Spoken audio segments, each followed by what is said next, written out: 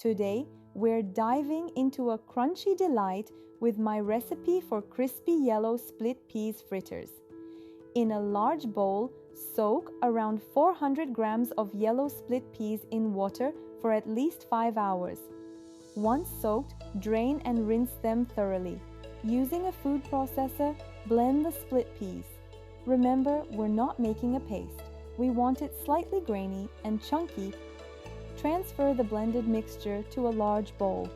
Now, add half diced onion, a chopped red chili, 5 to 6 chopped curry leaves, 1 teaspoon of cumin powder, 1 teaspoon of ginger paste, a 3/4 tablespoon of garlic paste, green onions, coriander leaves, and salt to taste.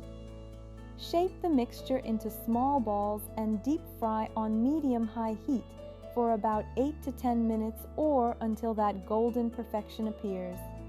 And there you have it. Our crispy yellow split peas fritters are ready to steal the show. These crunchy bites are a guaranteed hit. Hey, wonderful people! If you're vibing with my recipes, hit that like button, smash subscribe, and join my channel, Masha Cooking Tales. I would love to notify you each time I prepare a new dish. Let's rock this together. Love you all.